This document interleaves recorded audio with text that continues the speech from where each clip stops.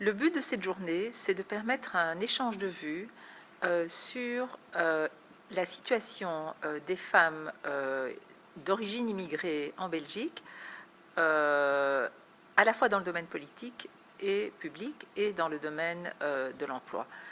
Et l'objet, c'est de venir avec des recommandations concrètes qu'on peut faire à la ministre de l'égalité des chances, que nous lui suggérons de mettre en application pour corriger des manques, pour améliorer des situations à partir d'une connaissance de terrain. Eh bien, le projet dont j'ai parlé ici, qui pour moi est très important et qui est lié à la thématique de la journée, c'est le travail que nous avons mis en place d'échange d'expériences, je pense que c'est fondamental, et de mise en réseau entre des femmes marocaines, turques, iraniennes et belges. Nous avons d'abord travaillé pendant quelques années sur la question du statut personnel, en nous basant sur les progrès qui ont été faits au Maroc, avec toutes les difficultés de la mise en application. C'est pas tellement un problème pour la Turquie, puis la Turquie est un pays laïque, mais nous avons pensé que la Turquie c'était intéressant à cause du fait que c'est un pays musulman, c'est un pays qui a maintenant au pouvoir un parti islamique modéré, et à cause des tensions qui existent à la fois entre les religieux et les laïcs, et l'Iran qui évidemment est un pays tellement fascinant, avec lequel nous avons commencé à travailler maintenant plusieurs années. Et là, nous pensons vraiment qu'il y a des possibilités en termes d'échange d'expériences, parce que justement le Maroc est un pays musulman, et c'est dans cette mesure-là que cela ne devrait pas ça a été moins compliqué d'entamer cette réflexion et de faire cette réflexion en Iran. Alors ça, justement, dans le contexte de la journée d'aujourd'hui, j'ai voulu insister sur l'importance de l'échange et du travail en commun entre des femmes issues de l'immigration et des femmes du pays d'origine. Et je trouvais comme modèle intéressant la décision des autorités marocaines de mettre en place un conseil consultatif des Marocains de l'étranger, et dans laquelle, évidemment, il y a aussi une dimension genre, il y a une dimension entrepreneur, il y a une dimension culturelle, il y a une dimension... Mais je mettais ici l'accent sur la dimension genre, et j'ai eu l'occasion d'ailleurs de participer à un séminaire, un premier séminaire qui a été organisé sur cette question par le Conseil consultatif des Marocains de l'étranger, et je trouve ça une initiative intéressante, parce que elle vient de la prise de conscience que comment dirais-je, que la communauté d'origine marocaine qui vit en Europe maintenant, les communautés qui vivent en Europe ou ailleurs, ne sont plus des communautés captives, c'est-à-dire sur lesquelles on peut exercer un contrôle, sur lesquelles la seule chose qui compte venant de ces communautés, c'est l'argent qu'elles versent au pays d'origine.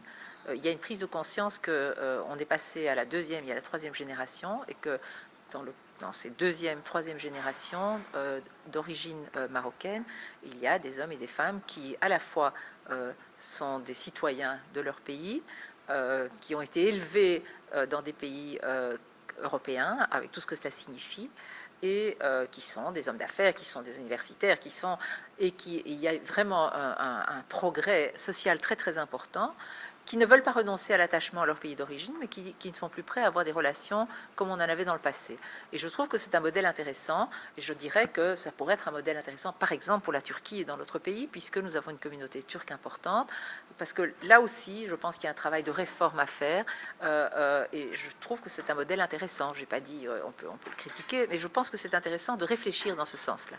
Mais, donc le projet sur lequel nous travaillons, c'est-à-dire maintenant la mise en place de ce réseau sur précisément la participation des femmes à la vie politique, et c'est vraiment une demande qui vient des pays des femmes des pays avec lesquels nous travaillons, nous avons décidé que nous sommes en train de travailler au projet, qui devrait mener d'ailleurs à plus long terme à la tenue de parlements modèles dans chacun des pays partenaires. Eh bien, nous avons décidé que pour toutes les activités, c'était impossible d'élargir tout de suite. Je veux dire, c'est trop compliqué.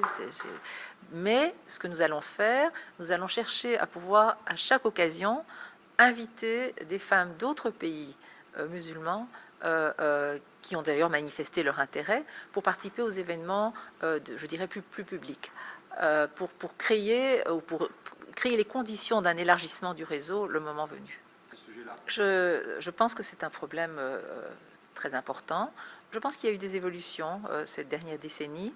On commence à avoir des femmes, pas seulement des présentatrices ou des journalistes qui présentent des journaux TV ou qui font des émissions. On en a de plus en plus en Europe. Je me demande d'ailleurs si on n'est pas en train de féminiser un peu la profession, c'est-à-dire que j'espère que ça ne va pas dévaloriser la profession aussi, parce que c'est un problème. Une fois qu'on féminise, la profession est dévalorisée. Donc ça, c'est un. Mais on trouve aussi maintenant des femmes à des postes de responsabilité progressivement dans les médias. Peut-être pas encore au niveau des grands conseils d'administration où les décisions stratégiques sont prises, mais moi je connais une femme au Maroc qui dirige l'information à 2M TV. C'est une femme. Elle a un pouvoir très très important. C'est un changement de mentalité. Il y a des femmes en Europe évidemment aussi. Je pense qu'il faut renforcer, il faut arriver en fait à une parité, à un équilibre. Je veux dire, les femmes ne doivent pas prendre le pouvoir au détriment des hommes. Il faut arriver à un véritable, et c'est ça pour moi le vrai sens de la démocratie, c'est qu'il y ait autant de femmes que d'hommes, à la fois dans la vie politique, à la fois dans la vie publique, à la fois dans les conseils d'administration des grandes entreprises, ou à la fois dans la vie sociale. Donc je pense qu'on avance lentement. Si je regarde il y a 15 ans ou plus, quand j'ai commencé à suivre de plus près ce qui se passait dans la Méditerranée, je pense qu'on a progressé. On est encore loin du compte. Bon, on n'a pas encore tout résolu ici non plus, mais je pense qu'on a progressé. Écoutez, je trouve que l'Algérie est un pays magnifique, mais je pense que c'est un problème. C'est un pays où il y a un déficit, je dirais, démocratique. Il y a eu des moments d'espoir à la fin des années 80, et puis la catastrophe qui a suivi l'échec, la reprise du pouvoir. On peut discuter le rôle de la mouvance islamiste qui a contribué à une émigration massive des intellectuels, des gens des indépendants, etc. Et je trouve que c'était une tragédie pour l'Algérie. Quand je compare les trois pays du Maghreb, je dirais que je trouve que le Maroc avance mieux, beaucoup mieux, et que la Tunisie, c'est très triste parce que là on a une dictature. Donc je dirais il y a du chemin à faire.